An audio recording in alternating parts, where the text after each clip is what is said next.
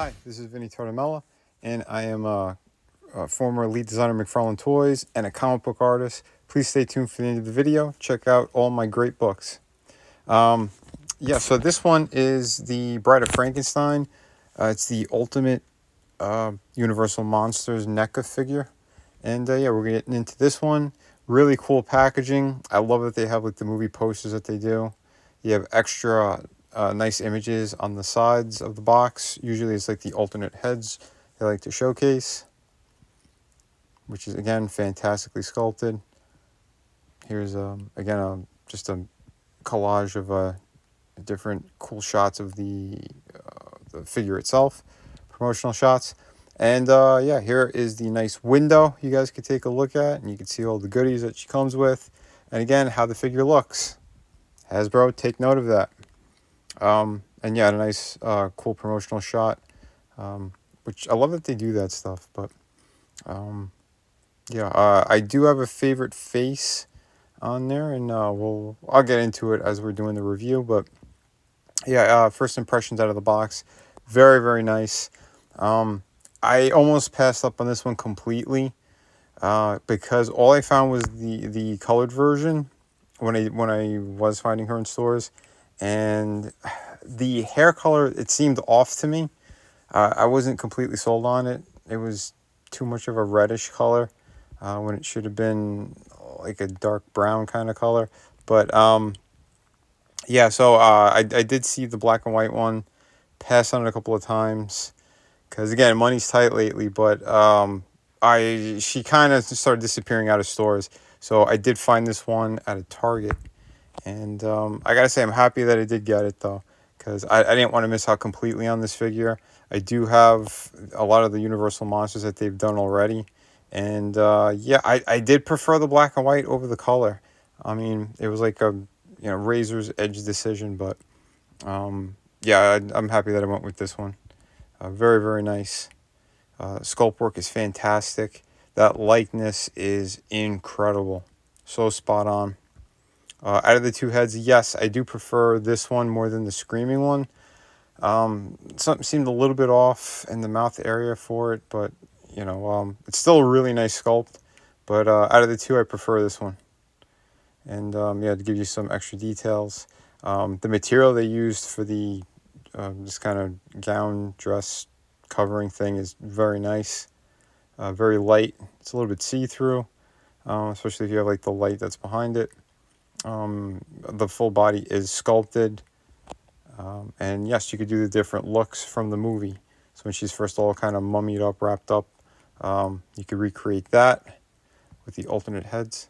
So here's a Screaming head, and again, very, very nice.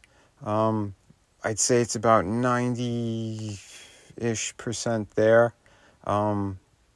Something about the mouth is just kind of throwing me off a bit. Don't know what it is. It could be the tongue and the bottom part of it, because like teeth up look pretty good.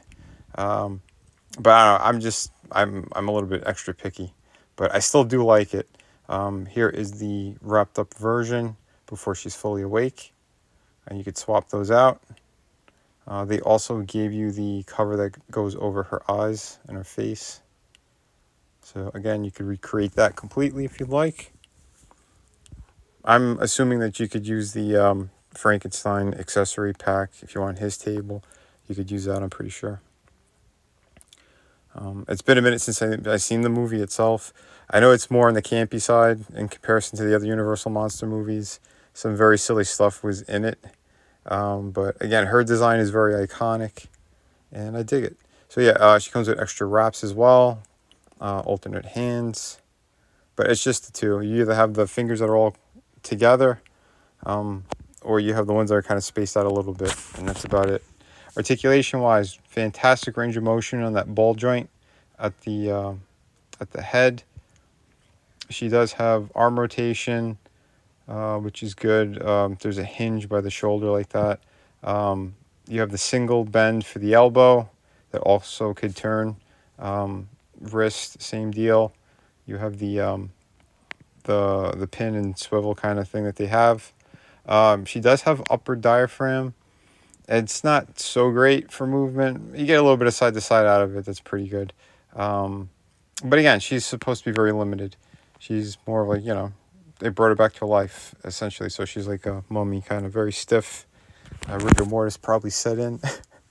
Leg articulation's pretty good too. Pretty standard. Upper thigh rotation. She's got a single hinge by the knee. Ankle's fantastic. But there are no holes under her feet. So just be aware of that as well. So you can't put her on one of their regular stands.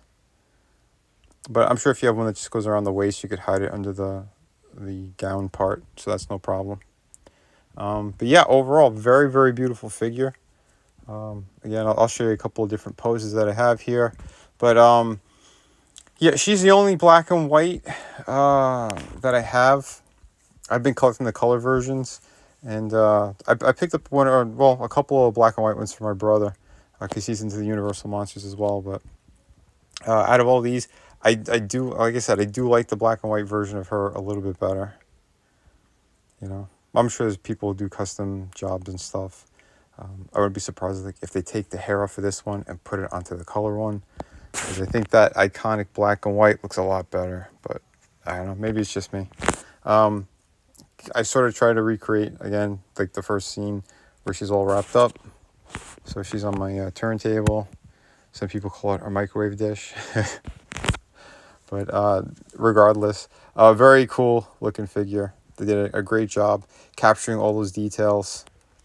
So I got to give it to them there. I'm curious if they're actually going to do Dr. Frankenstein, because that would be pretty amazing. I saw recently there's a few more, not just Universal monsters, but they're getting into the Hammer monster figures as well. So stay tuned to some of the toy live streams that I do with Tommy and the Guinea Pig Collective. I'll probably have some of them shown in there. But yeah, overall, there's a better look, you know, kind of straight up and down. And here she is with one of the other Universal monsters I sort of recently got. The Frankenstein and all them, they're still packed away somewhere. So the only one I have on hand is this one. But just to show you how they scale. And again, the creature from the Black Lagoon, he is a larger figure. I believe he's a little bit taller than Frankenstein.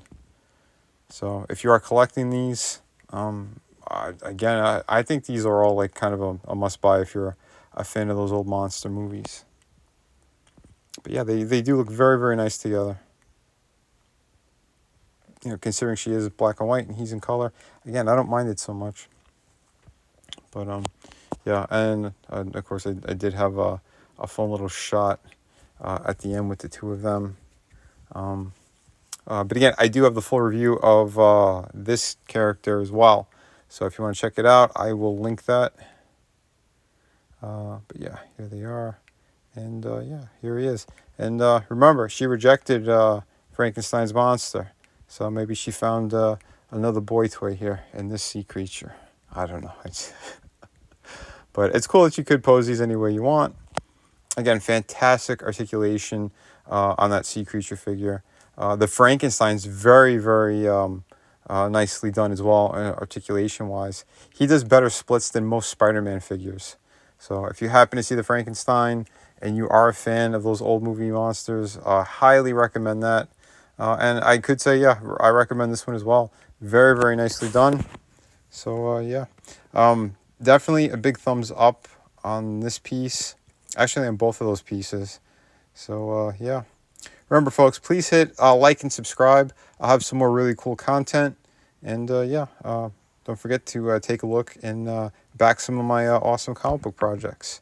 Thank you again.